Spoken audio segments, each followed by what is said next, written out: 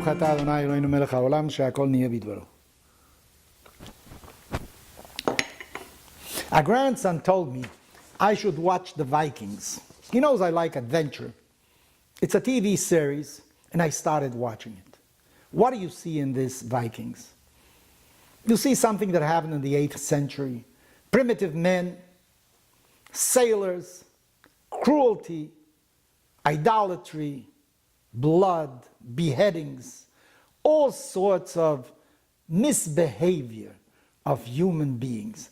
This is what you see in the Vikings, including even offering oneself as a sacrifice to one of their gods. They believed in some kind of Gan Eden, some kind of paradise.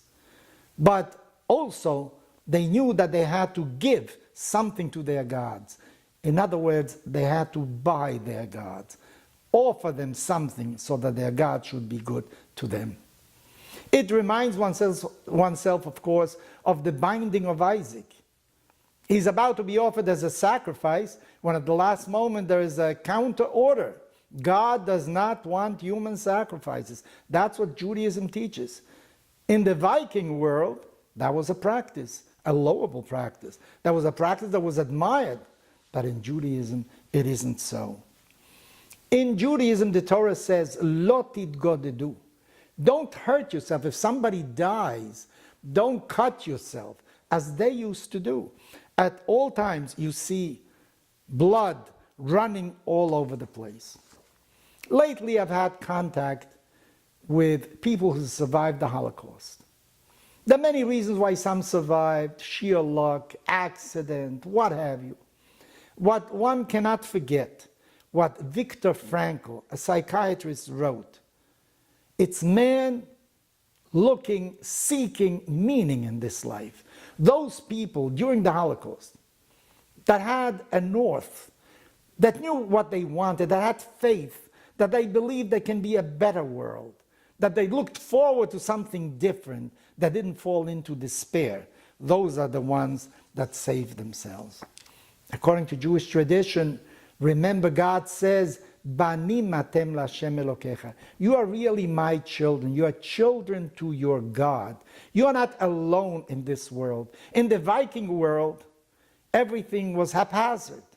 You didn't know what the caprice, the will of their gods was going to produce in this world. According to Jewish tradition, no.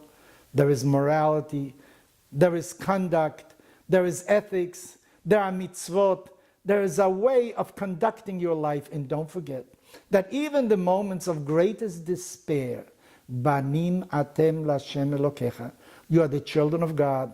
There is a morrow. There is another day. There is a future. And in your own home, many a time we face situations, grave illness, the death of a relative, and we feel the world is coming to an end. There's no longer sense to our lives. Remember, Banim atem laHashem Elokecha. We don't believe in a God who is capricious, who does things without any reason. Maybe we cannot fathom what is going on many a time. But remember, God is our Father. Banim atem laHashem Elokecha. Be sure that in your home, everyone knows that there is such a north, that there is a tellus, that there is a future, that there is a better tomorrow for each and every one of us, because Banim atem laHashem Elokecha, you are children of your God.